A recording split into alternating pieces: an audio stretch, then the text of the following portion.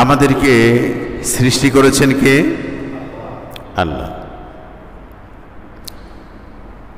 আমাদের সৃষ্টি করে এই পৃথিবীতে পাঠিয়েছেন কে? আল্লাহ। পৃথিবীকে আমাদের জন্য উপযুক্ত করেছেন কে? আল্লাহ। আমাদের জীবনকে শান্তিপ্রদভাবে চালানোর জন্য যেই দিক নির্দেশনাবলী, যেই গাইডলাইন, এটা নাজিল করেছেন কে? আল্লাহ। আমাদের এই সুন্দর জীবনকে যেন অতি সুন্দর করে আমরা চালাতে পারি, জীবনের সফলতা যেন অর্জন করতে পারি দুনিয়াতে এবং আখেরাতে। আমরা যেন দুনিয়া এবং আখেরাত উভয় জগতেই যেন আমরা সফল কাম হতে পারি, সেজন্যেই মহান আল্লাহ রাব্বুল আলামিন কোরআন নাজিল করেছেন।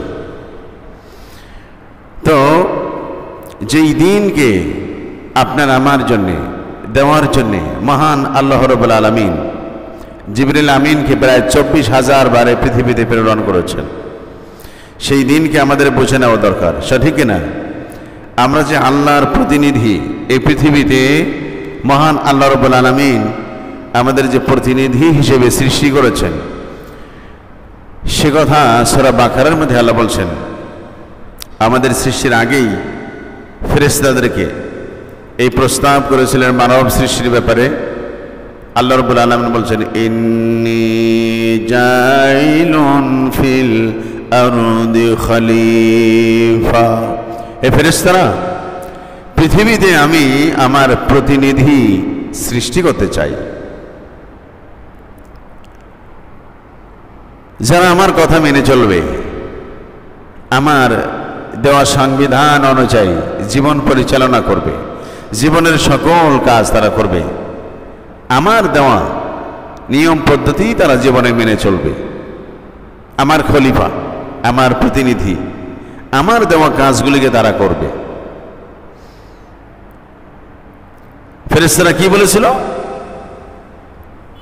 ফেরেশতারা তখন বলছিল, হে আল্লাহ, পৃথিবীতে কি আপনি আবারও এমন একটা জাতি সৃষ্টি করবেন যারা ফিতনা ফাসাদ সৃষ্টি করবে, খুনাখুনি করবে, মারামারি করবে, হানাহানি করবে, অথচ আমরাই তো আপনার গুণগান গাই, আপনার তাসবিহ পড়ি, আপনার ইবাদত বন্দেগী করি।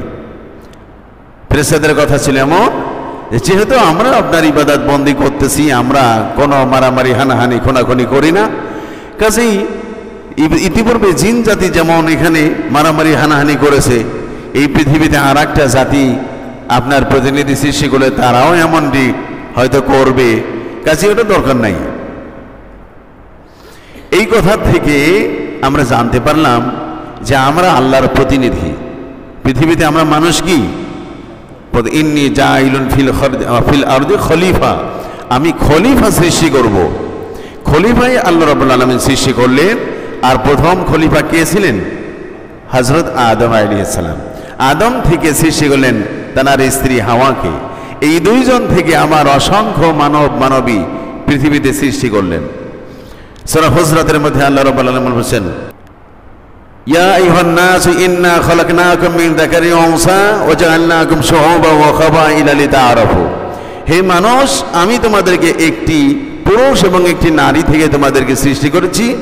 ওয়া জাআলনাকুম শুউবান ওয়া কাবাইলা লিতাআরাফু, আর আমি তোমাদেরকে বিভিন্ন গোত্রে, জাতিতে, আঞ্চলিক বা বংশীয় বা ধারায় তোমাদেরকে বিন্যস্ত করেছি। আমাদের মধ্যে যেমন আছে শেখ বংশ, তারপরে মোল্লা বংশ, তারপরে রাসূল যে বংশে এসেছেন কোরাইশ বংশ, এভাবে পৃথিবীতে নানান গোত্র বংশে বিভক্ত হয়েছে। লিতাআরাফু, এর উদ্দেশ্য হলো যাতে তোমরা একে অপরকে বুঝতে পারো।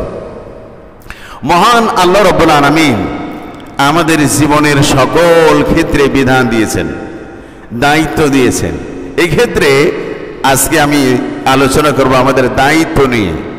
মহান আল্লাহ রাব্বুল আলামিন আমাদেরকে যে দায়িত্ব দিয়েছেন, এক একজন এক এক স্তরে দায়িত্ববান।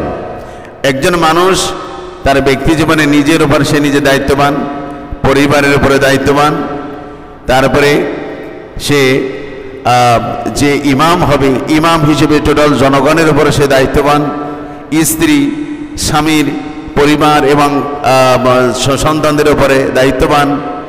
যে মাল সম্পদের সংরক্ষণ বা চাকরি নিয়েছে, সে চাকরির ক্ষেত্রে তার মালিকের বা মনিবের যে সম্পদ রয়েছে, এই সম্পদের ব্যাপারে সে যে দায়িত্ববান, আর এই দায়িত্বের ব্যাপারে তাকে জিজ্ঞাসাবাদ করা হবে।